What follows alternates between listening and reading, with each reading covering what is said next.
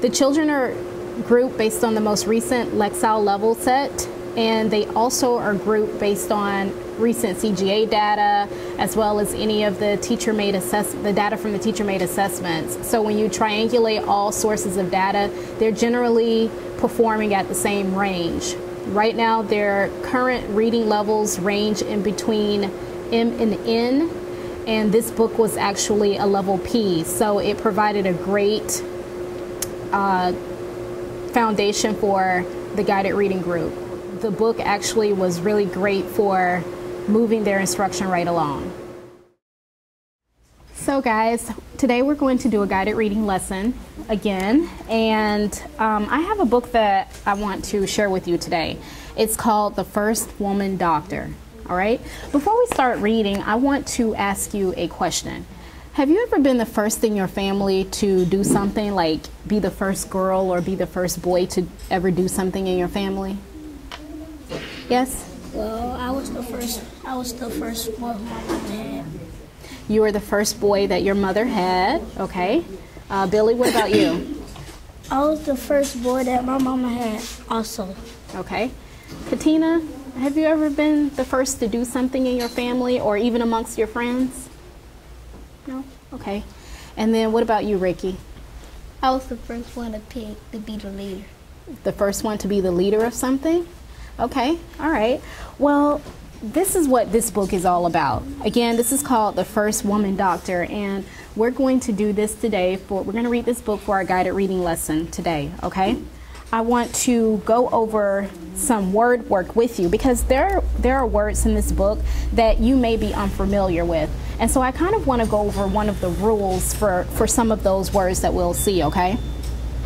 So I'm going to spell the word yellow here. Yellow. And Billy, can you help me out and make sure these words are aligned properly? Yes. Okay. And before we look at this word and we get into some of the words that we're going to do for our word work, I want to point out that I want to go over why, the word why. Sometimes it'll sound like a vowel and Y will become a vowel, and then sometimes the words will be, the word letter will be a consonant. So we're going to talk about when Y is a consonant or when it's a vowel. Does that sound great? Yes. Yes, okay. So this word says what? Yellow. Yellow. How many syllables does the word yellow have? Jamar? 2. 2 syllables, okay. So where is the Y located? Ricky? I'm sorry. Billy? Consonant. No, where is the Y located in this syllable? Not a vowel. Okay. It's located at the beginning of a syllable, right, Katina? Yes, it's located at the beginning of a syllable. And so whenever a Y is located at the beginning of a syllable, it's a consonant, just like how you said, Billy. It becomes a consonant, okay? Let's look at another word. I want you, Jamar, to spell the word yard. Okay, can you all see this word here? All right, here's the word yard. How many syllables does yard have? It has 1 syllable, right? So it's a monosyllable word. And where is the Y located? It's located where, Katina? At the beginning. At the beginning of the word, so it's located at the beginning of the syllable, correct? So again, here is the situation where Y is located at the beginning of a syllable, and this means that it's a what? A vowel or a consonant? A consonant. It's a consonant. Very good. All right, so let's look at a few other words. Now I'm going to spell the word typhoon. And how many syllables does typhoon have? Yes. 2. It has 2 syllables, typhoon. And where is the first syllable? Where, can you tell me what the first syllable sounds like? T. Tie, right? Okay, so hear that word, tie. Where is that Y located in that first syllable? Is it located at the beginning or the end? Middle. Tie, the beginning or the end? Here's That's the syllable tie, and it's located at the end of that syllable, okay? Now, I'm going to come back to that word in just a minute. The next word that I'm going to spell is something that I always see in the science fiction books that I read. And this word is cyborg. How many syllables does cyborg have? Billy? 2. It has 2 syllables. What does the first syllable sound like? Sigh. Sigh. And is that Y at the beginning of the syllable or end of the syllable? End. It's at the end. Okay. So think about it. Typhoon, cyborg. Do you hear a sound in there? What does that Y sound like? What does that Y sound like, Jamar? It makes a I sound. It makes a long I sound. Okay. All right. So I'm thinking that if it's at the end of a syllable, it's going to make that long I sound. And so this syllable, is this Y a consonant or is it a vowel now? Vowel. It's a vowel because what? It's at the end. It's at the end of a what? Word. Syllable. And it makes that long I sound, and it sounds like a vowel, doesn't it? Yes. Yes, okay. Let's try another word. Now here's a word that you're going to see in the book that we'll read today. How many syllables does surgery have? Katina? It has 3 syllables. All right. Let's look at that last syllable sound. What does that last syllable sound make? A long E. It makes a long E sound. So like surgery. So we hear re, and at the end we hear a long E sound. So again, where's this Y located? At the end of a what? Syllable. And notice that it's also located at the end of a word as well. So here's another situation in which Y becomes a vowel when it's at the end of a word. Does that make sense? Okay. And let's try one more word. Can any one of you tell me about the Y here? Jamar? The Y is at the end of a syllable, so it's going to be a vowel. Right, many, very good. And it's also at the end of a word, so it also makes that vowel sound. Does that make sense?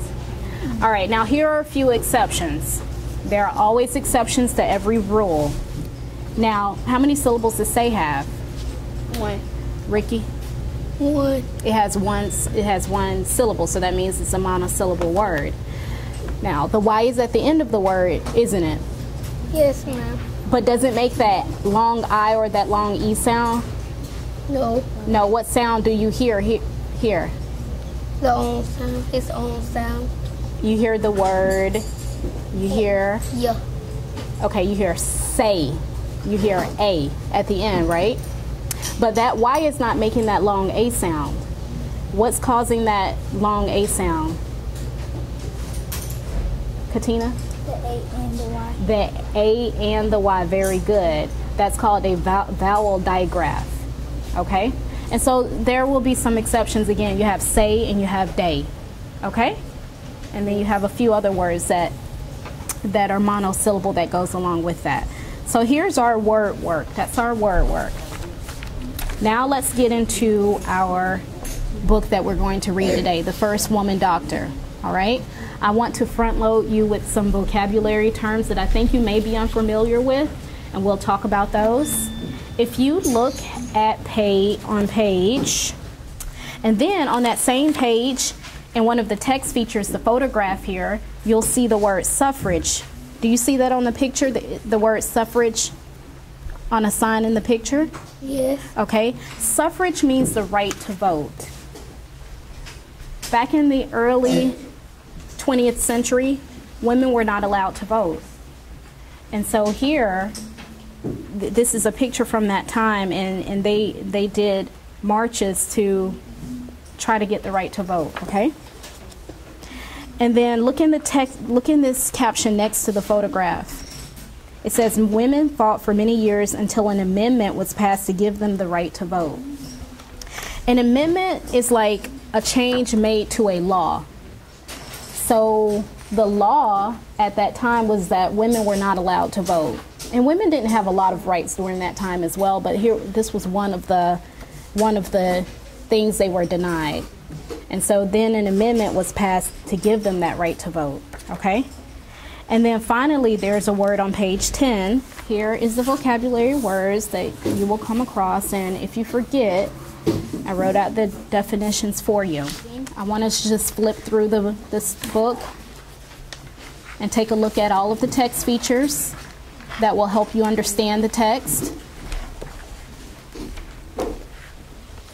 What do you see there? Captions. You see captions, headings. Do you see anything, Katina? You see I see highlights, and you see highlights as well. Ricky? Labels. You see labels, okay. Photographs. All of those are text features that help us understand what's going on in the text. So as you read, I want you to go use those to help you understand what's going on in the text, okay? What you're going to be doing is you're going to read, all right? Here's something that I like to tell you. There's an overall effect that goes on with this story. It says Elizabeth Blackwell was the first woman doctor who changed the lives of many women through her work. As you read, I want you to think of some causes that helped her to change the lives of many women. So here's the effect. She changed the lives of many women through her work. And I want you to think of some of the causes. It's like cause and effect, okay? As you read, I want you to notate those details, and I'm going to give you some sticky notes to do that, okay? Elizabeth Blackwell wanted to be a doctor. At the time, very few women went to college.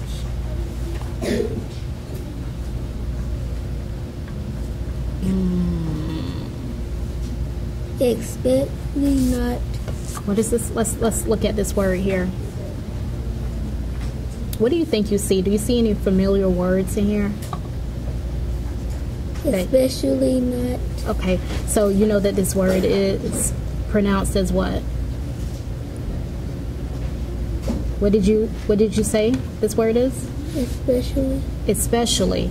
And how did you, the first time you didn't pronounce it the right way, but the second time you did. Tell me what you did differently.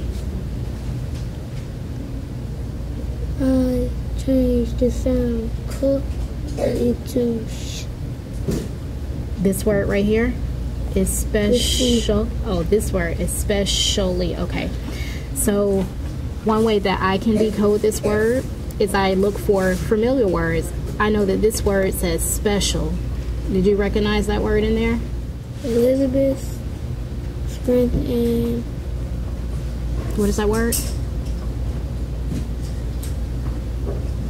Strength. Are you saying strength, like with a C sound, or strength? Strength. Okay, so that right there, that's going to be a blend. Do you see how I blended that together so it doesn't make that C sound, okay? So just remember that when you see that ST, okay? Strength and courage. Break that word apart. Do you recognize any smaller words in there? Sue. Okay, so you have Sue here, and then pursue. Very good. And you can go ahead and start reading. And up and down childhood. Elizabeth Blackwell was born on February 3rd, 1821 in Bristol, England. Her parents believed in equal rights for man and woman. This was very unusual at the time. Elizabeth's parents made sure she had a good education. Okay, let's stop there. So, this word right here, do you see anything familiar? One of the biggest things that I noticed while the children were reading was that they know basic word patterns, they know different rules as it applies to vowels, but when it's time to string various syllables together to make longer multisyllabic words, that's when they get stuck, especially if they've never seen that word at all. And so one thing that I wanted them to do was to look at the word, try to pronounce it, and think in their minds, does this pronunciation make sense? Is how I'm pronouncing it understandable based on the content of the text? For example, the word education, he said education. So now we need to stop, look at the word, and think about if there are any smaller words that we recognize, and taking those words and putting them together. Education. Education, very good. Education for all. Elizabeth wanted to educate other women so that they could become doctors too. A famous nurse named Florence. Look at her name again. Florence. Nightingale. Okay, let's look at that word. Now, even though this is the name of someone, it's still just as important to pronounce their name the right way, okay? Because the rules of reading still apply to names. So let's look at that word. Do you see anything familiar? I see consonant, vowel, consonant. Okay, so you see the syllabication of it, but do you see any words in there that you notice that are familiar? The I. Okay. What about, what's the opposite of day? Night. Night. Do you see the word night in there anywhere? Okay. Okay. So if we stop right there, we see Nightingale. Nightingale. Very good. Now you can still apply your syllabication rules that we talked about before using that, but this is also another way that you can do it as well. Okay. All right. Keep going. Florence Nightingale shared the same dream. Together they opened the Women's Medical College in New York City in 1868. You may continue reading. And Katina, are you finished? Yes, ma'am. Okay, can you start from the page 10 for me? Elizabeth wanted to educate other women so that they could become doctors too. A famous nurse named Florence Nightingale shared the same dream. Together, they opened the Women's Medical College in New York City in 1968. Florence Nightingale helped nurse many injured soldiers in. So let's talk about some of the things that we read throughout the book. I noticed that you all have notes written down, and it sounds like you have some details for the causes of how Elizabeth Blackwell changed the lives of many women through her work, and we'll talk about that. One question that I want to ask you is, what made Elizabeth become determined about being a doctor?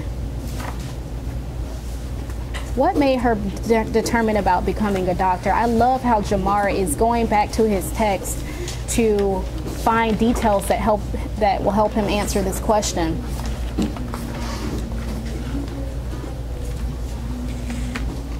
Billy? She worked hard, and then people began to respect her. How has her experiences, how has Elizabeth's experiences helped shape her to become a doctor? Think about some of the things she had to go through. She was intelligent and informed. And who made her intelligent and informed? So there is a lot that we could talk about with this book, but I don't want our time to end too quickly. I want to point out something. Now remember I said that this was a book and it had a lot of words in there that were unfamiliar to you. These are called multisyllabic words, okay? Multisyllabic words. There are lots of rules with phonics and words that sometimes we just can't remember. And one of the easiest ways to remember something is to try to really chunk sounds that you are already familiar with, okay? I saw this a lot right here. I saw this word right here. Now, even though this is actually a person's name, But I think this is a great example of how we could break this apart, decode this word based on what we already know and some of the sounds that we already know. What's the familiar word that you see? What do you see, Jamar? I see night. You see the word night. Okay. So you know it says night. There can't be any other pronunciation that goes along with that, right? What's the next word that you see? In. You see what? In. You see the word in. Okay, so you have night. Okay. Night in. And do you see anything else? Katina? Yeah. Gale. Very good. Very good. And notice that right here, this is what kind of E? A long. Nope, not a long E. Not even a short. I actually don't hear that. Do you hear an E sound in there? Well, we know it's a vowel, but do you see it? Do you hear an E in there? You don't hear an E. It almost as if it stops at this word right here, right? So we know that this says gale. How do we know if this word right here is short or long? Because if the E wasn't there, it would have made gal. It would have made, right, exactly. It would have made that short A sound. But because that E is there, it makes like a long A sound. Okay?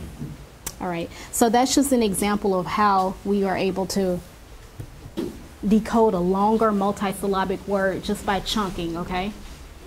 And then don't forget to apply some of those syllabication patterns that we talked about as well. And remember, those syllabication patterns don't always fit every word. So you have to really think about it, and you have to think about if it makes sense. Sort of like that word education, and if it sounds right, okay?